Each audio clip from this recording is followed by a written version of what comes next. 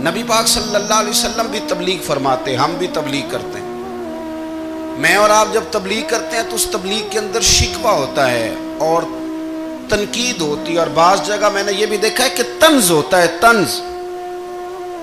ہم دوسرے کو دین کی دعوت رہے ہیں، لیکن ہمارے لب و لہجے سے طنز اور تش روئی چھلکتی ہے۔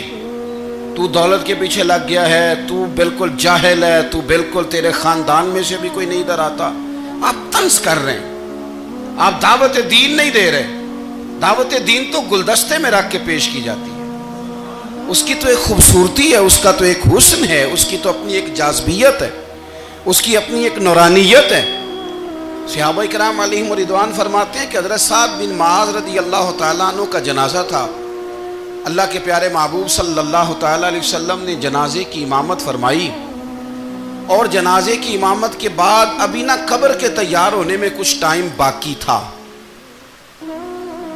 تو حضور زمین پہ تشریف فرما ہوئے۔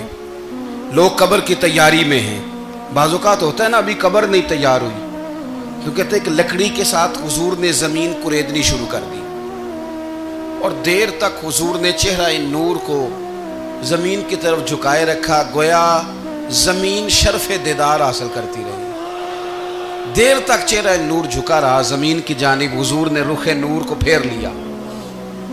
صحابہ کہتے ہیں کہ ہم نہ بڑے، جب حضور ہمارے قریب ہوتے تھے تو ہمارا خیال ہوتا تھا کہ رحمت کی برکھا ہے، اپنے اپنے حصے کا کرم اڈیل لے اپنے اوپر۔ فرماتے ہیں منتظر تھے کہ حضور کب ہماری طرف رخ انور پھیریں اور ہم کریم سے کوئی بات سن سکیں۔ ارشاد فرماتے ہیں کہ ہم بڑے شدید منتظر تھے۔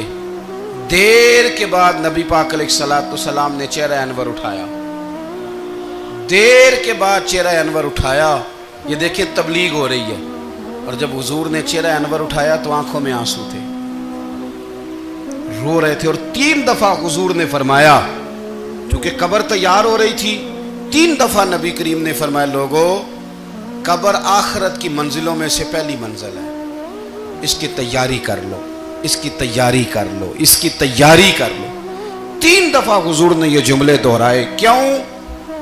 ایک میں تبلیغ کرتا ہوں پر اس میں نہ درد ہے، نہ رونا ہے، نہ وہ لب و لہجہ ہے۔ ایک حضور دعوت دے رہے ہیں قبر کی تیاری کی، لیکن اس میں آنسو ہیں، اس میں خاص رغبت ہے غلاموں کے لیے۔